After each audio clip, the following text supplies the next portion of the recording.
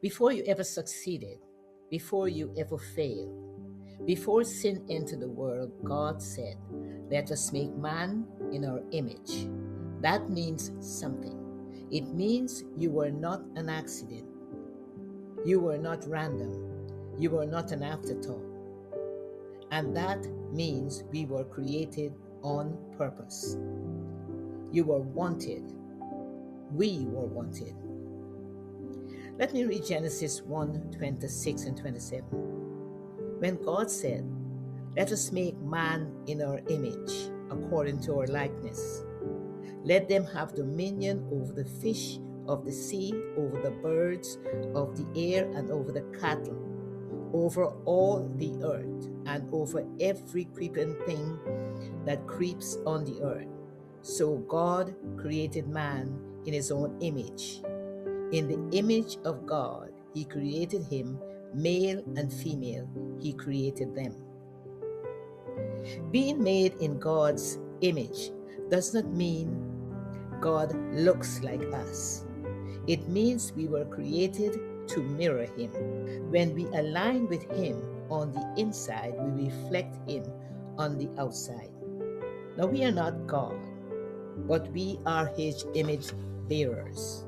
And image bearers do not compete for dignity, we carry it. Genesis 1 comes before Genesis 3. That means God spoke identity before sin ever entered the world. So your identity came before your failure, and our value was assigned before we ever performed. You were declared valuable before you ever earned anything. God didn't wait for perfection before he declared us valuable. Now, I had a good earthly father. He never once said the words, "I love you" to me, but I knew he loved me dearly. So if a flawed earthly father could love me like that, what about the Heavenly Father who is without sin and took the time to make me in his image and in his likeness? You cannot create something in your image and not care about it. You were always wanted. Jesus said in John 15 and 5, "Abide in me." In the beginning, we were made in his image.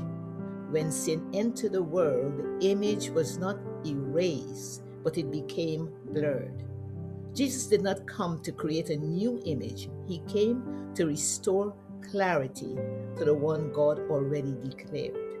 So when we abide in him, we are not becoming something new.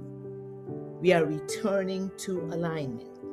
We begin to live like who we were already created to be. And when we stay connected to him, the reflection becomes clear again. Now, I'm not here to make you special. I am here to remind us of what God already declared. In the beginning, we were made in his image. That has not changed. When we stay connected to him, we do not become something new.